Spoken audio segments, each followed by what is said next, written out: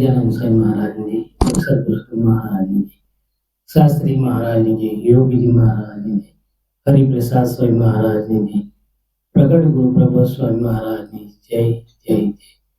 हरि प्रबोधम परिवार ની જય જય જય। મોહનભાઈ અને યોગેશભાઈ સરસ લાભીનો આપણે ખૂબ ભાગ્યશાળી છે। આવતીકાલે મકર સંક્રાંતિ, ખરેખર આપણે ખૂબ ભાગ્યશાળી છે। આપણે જોઈએ કાલે બધા પતંગ ઉડાડશે તો એ દોરીમાં બાંધીને એ પતંગને કેટલા આકાશમાં ઉડાડશે એમ, પછી એ પતંગને પાછો નીચે લાવવો હોય તો દોરી ખેંચીએ ધીરે ધીરે ધીરે, કેટલો દૂર હોય તો ધીરે ધીરે નીચે આપણે હાથમાં આવે।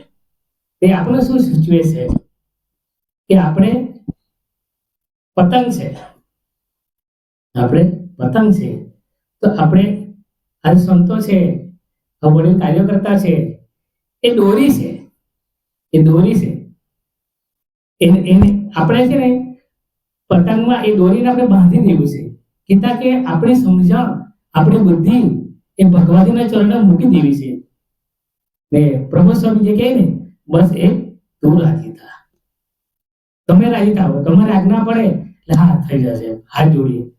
તો એવું આપણે આજ્ઞા રૂપી દોરી પતંગ સાથે બાંધી દેશું તો આપણે કેટલું માઇલ દૂર રહેશું, કેટલી બી માઇલ દૂર રહેશું, પણ આપણે ભગવાનના કહેતા કે પ્રભુ સ્વામીના ગોદમાં જ છે આપણે।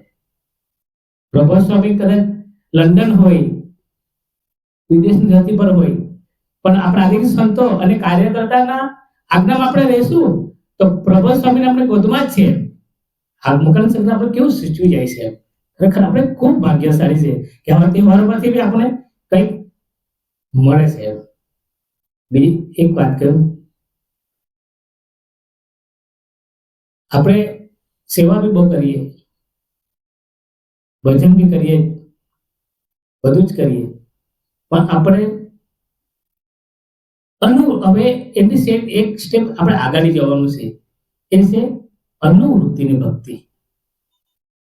જે તે સમયે જે તે પુરુષ હોય તે યોજના લાવતા હોય એમાં ભળી જવાનું। દાખલા તરીકે કે આપણા ઘરમાં બે દીકરા હોય, ચાલીની સિમ્પલ વાત, બે દીકરા હોય તો એક દીકરાને કહે કે અત્યારે દુકાન જવાનું છે, આપણે કંઈક લેવા મોકલે તો એ શું કે જાવ મેં કલાક પછી જાય હું એવું કે।